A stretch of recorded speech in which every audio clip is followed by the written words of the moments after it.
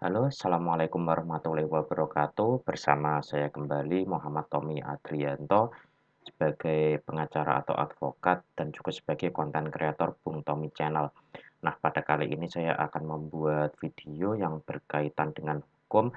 Judulnya adalah hak asuh anak setelah bercerai jatuh ke tangan siapa. Nah, inilah yang akan dibahas pada video pada kali ini dan mungkin banyak beberapa pertanyaan yang masuk melalui saya tentang masalah hak asuh anak ini setelah bercerai. Nah, teman-teman bagi yang ingin mendapatkan bantuan hukum atau ingin melakukan konsultasi hukum bisa menghubungi saya secara langsung melalui chat WA di 0857 1367 0987 dan juga bisa melalui DM melalui Instagram pengacara Bung Tommy. Nah, bagi teman-teman yang menonton video pada konten YouTube Bung Tommy Channel ini jangan lupa untuk subscribe. Nah, langsung saja akan saya jelaskan di sini seperti yang telah saya katakan tadi bahwa banyak sekali pertanyaan mengenai hak asuh anak ini setelah bercerai.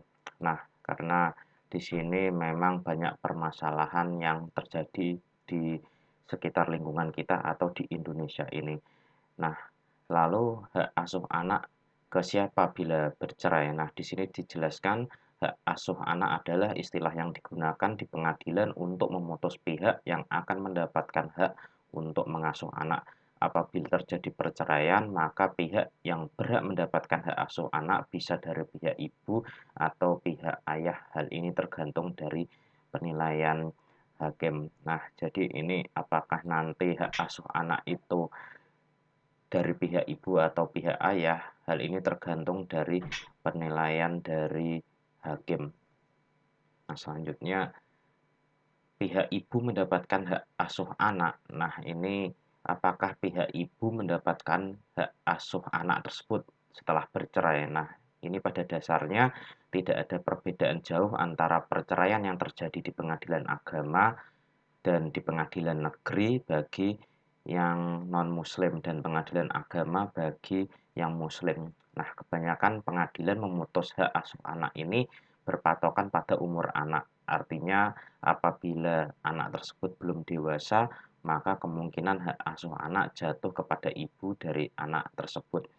Untuk perceraian di pengadilan agama, aturan hukum yang selalu digunakan adalah pasal 105 Kompilasi Hukum Islam atau KHI.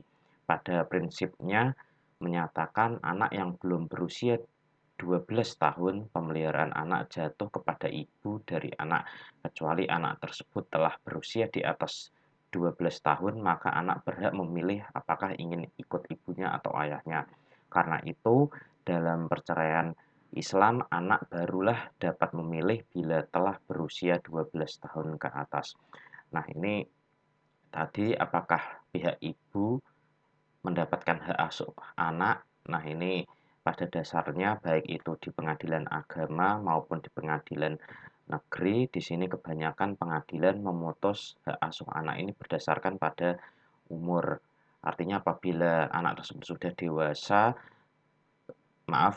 jika anak tersebut belum dewasa, maka kemungkinan hak asuh anak itu jatuh kepada ibu dari anak tersebut. Dan sesuai pasal 105 tadi, KHI Kompilasi Hukum Islam menyatakan bahwa anak belum berusia 12 tahun, pemeliharaan anak itu jatuh ke tangan ibu dari anak tersebut. Dan jika sudah di atas 12 tahun, maka berhak untuk memilih apakah ikut ibunya atau ayahnya.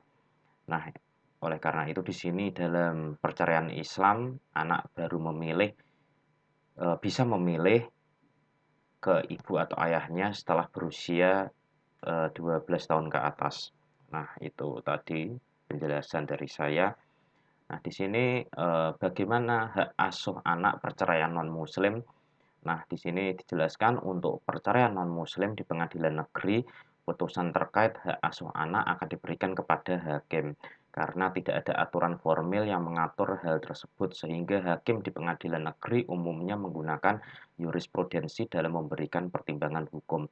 Namun dalam praktek kebanyakan putusan hak asuh anak di pengadilan negeri tetap memutus anak didasarkan pada umur anak. Artinya apabila anak belum dewasa maka potensi hak asuh anak jauh lebih besar jatuh kepada ibu dari anak. Nah, di sini dijelaskan dasar hukumnya ada jurisprudensi putusan MA nomor 1126 K garis miring PDT garis miring 2001 tanggal 28 Agustus 2003 merupakan salah satu dasar hukum memutus hak asuh anak jatuh kepada ibu dari anak, yaitu bila terjadi perceraian, anak yang masih di bawah umur pemeliharaannya seyogianya diserahkan kepada orang terdekat dan akrab dengan si anak, yaitu ibu.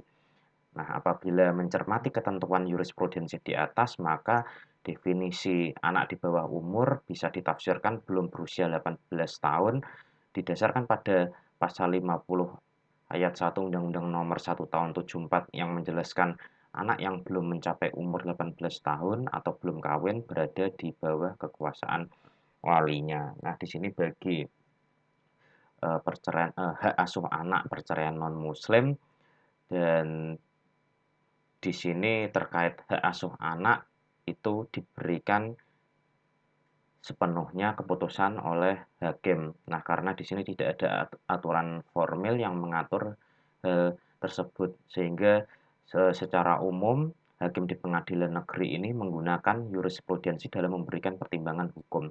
Nah, di sini jurisprudensi adalah putusan hakim sebelumnya dari kasus yang hampir sama yang sebelumnya terjadi. Nah, namun dalam prakteknya kebanyakan putusan hak asuh anak di pengadilan negeri ini harus didasarkan pada umur anak. Artinya apabila belum dewasa maka hak asuh anak itu lebih besar jatuh ke ibu. Nah, di sini tadi ada jurisprudensi putusan MA yang mana dijelaskan salah satu dasar hukum untuk memutus hak asuh anak jatuh ke ibu. Nah, selanjutnya jika dicermati dari ketentuan jurisprudensi tadi, maka definisi anak di bawah umur bisa ditafsirkan belum berusia 18 tahun. Nah, didasarkan pada pasal 50 ayat 1 Undang-Undang Nomor 1 Tahun 74 tentang perkawinan yang menjelaskan anak yang belum mencapai umur 18 tahun atau belum kawin maka berada di bawah kekuasaan walinya. Nah, ini berdasarkan untuk hak asuh anak setelah perceraian yang dilakukan oleh non-muslim. Nah, selanjutnya apakah penentuan hak asuh anak hanya didasarkan pada umur anak? Nah, di sini dijelaskan bahwa tidak semua putusan pengadilan memutus hak asuh anak tersebut kepada ibu dari anak. Hal tersebut dikarenakan hakim di pengadilan memiliki kewajiban menemukan hukum. Artinya, hakim memiliki kewajiban juga untuk mempertimbangkan lebih jauh terkait alasan mengapa hak asuh anak tersebut tidak dasarkan pada umur anak semata. Seperti apakah anak saat ini benar-benar tinggal dan diasuh oleh pihak ibunya? Yang kedua, apakah ibu dari anak sering mabukan dan keluar malam sehingga anak terbengkalai? Yang ketiga, apakah ibu dari anak tidak memakai narkoba? Yang keempat, apakah ibu dari anak tidak melakukan kekerasan terhadap anak? Yang kelima, apakah ibu dari anak dalam keadaan sadar atau tidak gila? Yang keenam, apakah ibu dari anak tidak sedang dalam penjara? Apabila pertanyaan-pertanyaan tersebut di atas dapat dibuktikan seperti ibu dari anak tersebut melakukan perbuatan tercela, misalnya memakai narkoba atau sering mabuk-mabukan sehingga membuat pengurusan anak terbengkalai dan berdampak negatif terhadap anak, maka hak asuh anak tersebut bisa jadi tidak dapat diberikan kepada ibu, namun dapat beralih ke ayah dari anak tersebut. Namun apabila tidak dapat dibuktikan, maka hak asuh anak ke ibu tetap terjadi. Nah, di sini dijelaskan apakah penentuan hak asuh anak itu didasarkan pada umur anak. Nah, di sini tidak semua putusan hak asuh hak asuh anak tersebut jatuh ke ibu. Nah, di sini karena hakim di pengadilan memiliki kewajiban untuk menemukan hukum, artinya apabila ada alasan lain untuk mempertimbangkan mengapa hak asuh anak tersebut tidak didasarkan pada umur anak tersebut. Jadi tidak hanya sesuai dengan berdasarkan pada umur anak tersebut, tapi di sini harus ada alasan-alasan lain seperti tadi sudah dijelaskan ada 6 poin dan di hal tersebut harus dibuktikan apakah seorang ibu itu melakukan perbuatan tercela atau tidak seperti memakai narkoba, mabuk-mabukan, melakukan kekerasan terhadap anak. Nah, ini alasan ini menjadi dasar hak asuh anak itu tidak dapat diberikan kepada ibu, namun diberikan kepada ayah. Namun hal tersebut harus dibuktikan. Jika tidak dapat dibuktikan, maka hak asuh anak tetap jatuh ke ibu. Nah, di sini dijelaskan lagi, apakah ayah berhak mendapatkan hak asuh anak? Nah, ini seorang ayah tetap berhak mendapatkan hak asuh anak karena di dalam aturan hukum yang ada terdapat hal-hal yang memungkinkan hak asuh anak ke ayah tersebut balik kepada ayah dari anak, seperti Pasal 156 huruf C kompilasi hukum Islam yang berlaku untuk pengadilan agama dijelaskan apabila pemegang hadonah ternyata tidak dapat menjamin keselamatan jasmani dan rohani anak meskipun biaya nafkah dan hadonah telah dicukupi, maka atas permintaan kerabat yang bersangkutan pengadilan agama dapat memindahkan hak hadonah kepada kerabat lain yang mempunyai hak hadonah pula. Nah, di sini ada dasar hukumnya juga SEMA nomor 1 tahun 2017 rumusan Kamar Perdata poin D yang berlaku untuk pengadilan negeri. Di sini dijelaskan hak ibu kandung mengasuh anak di bawah umur setelah terjadi perceraian dapat diberikan kepada ayah kandung sepanjang pemberian hak tersebut memberikan dampak positif terhadap tumbuh kembang anak dengan juga mempertimbangkan kepentingan atau keberadaan atau keinginan si anak pada saat proses perceraian. Berdasarkan aturan-aturan di atas, maka ayah dari anak tetap berhak mendapatkan hak asuh anak sepanjang dapat membuktikan yang pertama, ibu dari anak tidak dapat menjamin keselamatan jasmani dan rohani anak, dan atau yang kedua, ibu dari anak memberikan dampak negatif terhadap tumbuh kembang anak bila mengasuhnya. Nah, di sini dijelaskan apakah ayah itu berhak untuk mendapatkan hak asuh anak. Nah, ini ayah itu tetap berhak mendapatkan hak asuh anak karena di dalam hukum aturan yang ada itu terdapat hal yang memungkinkan hak asuh anak itu tersebut jatuh ke tangan dari ayah. Nah, di sini dijelaskan tadi berdasarkan aturan-aturan yang saya jelaskan tadi, ayah tetap berhak mendapatkan hak asuh anak sepanjang dapat membuktikan yang pertama, ibu dari anak tidak dapat menjamin keselamatan jasmani dan rohani anak, dan yang kedua adalah ibu dari anak memberikan dampak negatif terhadap tumbuh kembang anak bila mengasuhnya. Nah, inilah hak yang dimiliki oleh seorang ayah, apakah masih bisa mendapatkan hak asuh anak atau tidak. Selanjutnya, hak ayah bila tidak mendapatkan hak asuh anak. Nah, ini bagaimana hak ayah bila tidak mendapatkan hak asuh anak. Nah, ini apabila hak asuh anak jatuh kepada ibu dari anak, maka ayah dari anak tetap memiliki hak untuk bertemu, berkomunikasi, dan mendapatkan hak akses dengan anaknya. Nah, hak akses untuk bertemu dengan anak menjadi kewajiban ibu sesuai ketentuan yang diatur dalam rumusan rapat pleno Kamar Agama 2012 sampai dengan 2019 SEMA nomor 1 tahun 2017 poin 4 yang menyebutkan dalam hal amar putusan hak asuh anak atau hadonah harus mencantumkan kewajiban pemegang hak asuh memberi akses kepada orang tua yang tidak memegang hak asuh. Selain itu, majelis hakim perlu mempertimbangkan putusan jika pemegang hak asuh tidak memberi akses kepada orang tua yang tidak memegang hak asuh, karena hal ini dapat dijadikan alasan untuk mengajukan pencabutan gugatan hak asuh anak. Nah, jadi apabila seorang anak dari anak itu tidak diberikan hak akses bertemu dengan anak, maka pihak ayah berhak mengajukan gugatan pencabutan hak asuh anak agar beralih hak asuh anak ke ayah tersebut. Nah, dalam pasal 30 Undang-Undang Perlindungan Anak disebutkan penetapan hak asuh anak secara rinci serta mengajukan pencabutan hak asuh anak melalui mekanisme pengadilan yaitu sebagai berikut. Yang pertama, dalam hal orang tua sebagaimana dimaksud dalam pasal 26 melalaikan kewajibannya terhadapnya dapat dilakukan tindakan pengawasan atau kuasa asuh orang tua dapat dicabut. Yang kedua, tindakan pengawasan terhadap orang tua atau pencabutan kuasa asuh sebagaimana dimaksud dalam ayat 1 dilakukan melalui penetapan pengadilan. Nah, oleh karena itu, apabila timbul suatu perceraian, sudah menjadi kewajiban ibu dan ibu dari anak tetap memberi akses untuk ayah bertemu dan berkomunikasi dengan anaknya. Nah, di sini tadi bagaimana jika ayah tidak mendapatkan hak asuh anak. Nah, ini apabila seorang ayah dari anak tidak diberikan hak akses bertemu dengan anak, maka pihak ayah berhak mengajukan gugatan pencabutan hak asuh anak agar beralih hak asuh anak ke ayah tersebut. Nah, di sini seharusnya ayah dari anak tetap memiliki hak untuk bertemu, berkomunikasi, dan mendapatkan hak akses dengan anaknya. Nah, di sini sudah dijelaskan apabila ayah tidak boleh bertemu dengan anaknya, bisa melakukan gugatan pencabutan hak asuh anak agar beralih hak asuh anak ke ayah tersebut.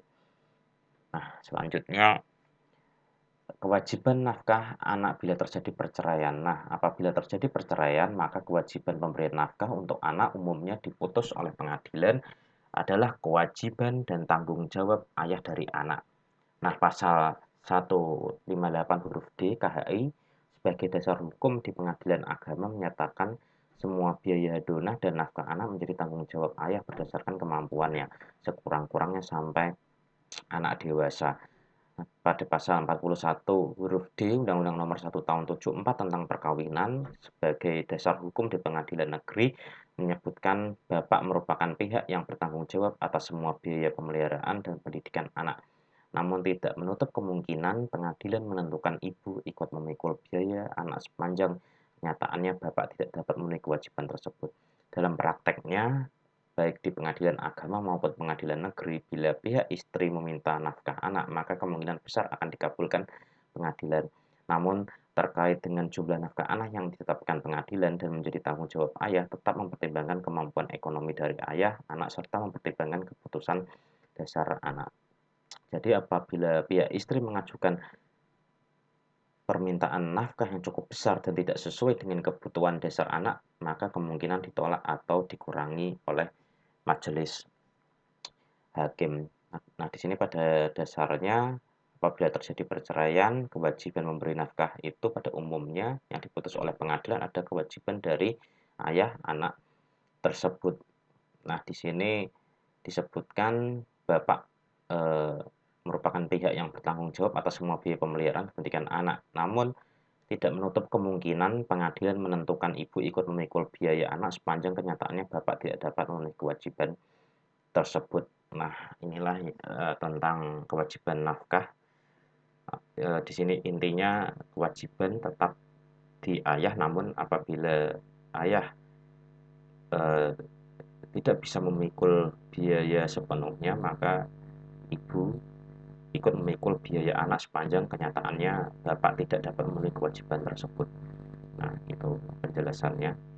Nah, mungkin begitu tentang hak asuh anak setelah perceraian ini jatuh ke tangan siapa, dan tadi sudah dijelaskan di video ini, dan mungkin banyak sekali akibat-akibat hukum yang terjadi pada saat perceraian, dan mungkin sebelumnya apabila ingin melakukan perceraian harus dipertimbangkan terlebih dahulu apakah itu nanti dampaknya kepada anak bagaimana dan lain sebagainya.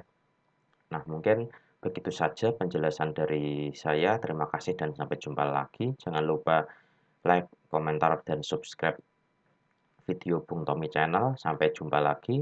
Saya Muhammad Tommy Adrianto sebagai pengacara dan advokat dan juga sebagai konten kreator Bung Tommy Channel. Wassalamualaikum warahmatullahi wabarakatuh.